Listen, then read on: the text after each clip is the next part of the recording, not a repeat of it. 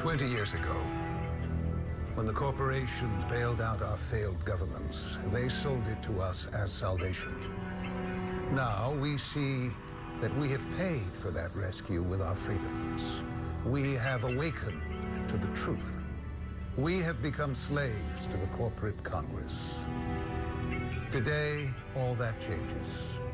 Let the word go forth from this time and place to friend and foe alike, that we have passed the torch to a new generation unwilling to permit the undoing of human rights and dignities. And let every corporation know, whether it wishes us well or ill, that we shall pay any price in order to assure the survival and success of liberty.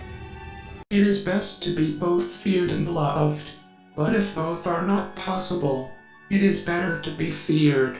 What is a good ruler? I agree with Sun Tzu's teachings personally. To paraphrase, he had said that if you were to know yourself and know your enemy in 1,000 battles, you shall never face the perils of defeat. However, while I do not agree with the enemy or their ways, I do feel it is important we try and see how it is they think. That said, the reality is this: the powers that be truly believe a ruler should try to be fearful to keep his people in check. I do not think this is the way things should be, but it is. Most people are good and could live under someone who would operate things out of love. But there are also bad people who need to be kept down. To keep these people down, a ruler must use fear to gain respect from these sorts of people. So it would be best in their eyes for a ruler to have mostly good intentions, but he has to be feared by his people. This is why the Zionists that rule this country have saw fit in their infinite wisdom to place a person like Donald Trump into presidency. However, we will save that topic for another day. Of course, this is true for other things as well. Our country can be used as an example. Each year we spend huge amounts of money on weapons and defense. People often complain about how that money should go towards humanitarian things like helping third world countries or even the poverty in our country. The government does this in order to keep our enemies in fear and in check. If we don't make these expenses on weapons and defense, we risk being attacked by our enemies. I am sure that the fear-based institutions of this world see themselves as a necessary evil.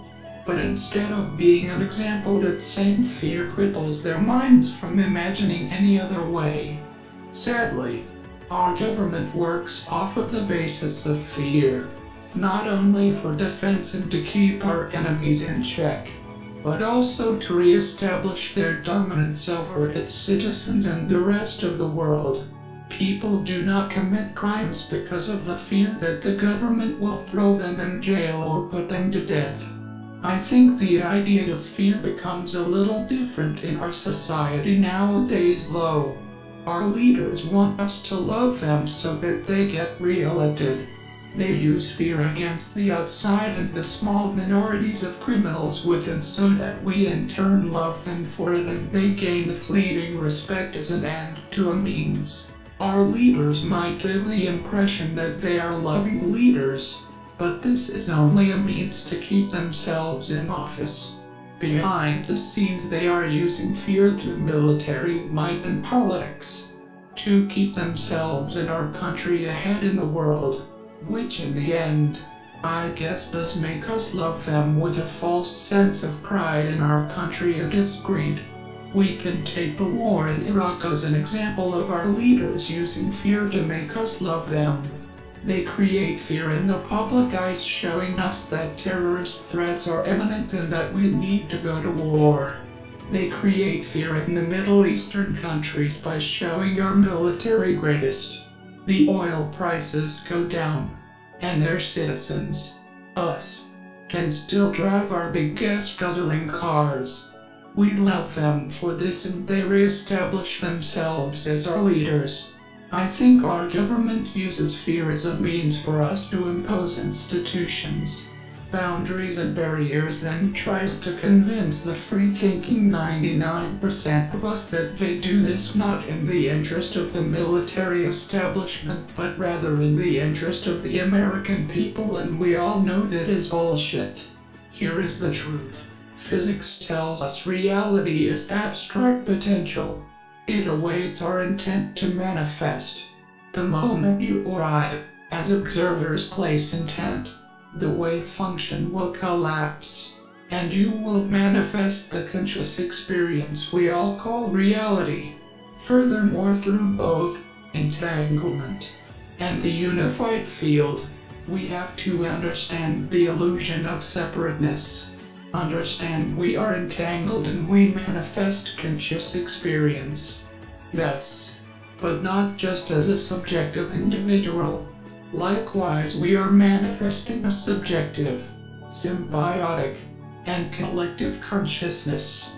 It is time we saw conditional love for what it is, a plane on an already broken world, full of institutions that impose fear on us. I would submit to you that conditional love is little more than a cleverly guised form of fear. Do you know what the most fearless thing in this world is? What the most fearless thing a human being can do? I will tell you. Love yourself and love others unconditionally and selflessly. We are anonymous. We are legion. We can forgive, but we will never forget. So if you impose fear, no matter how well you guise it, you can expect us.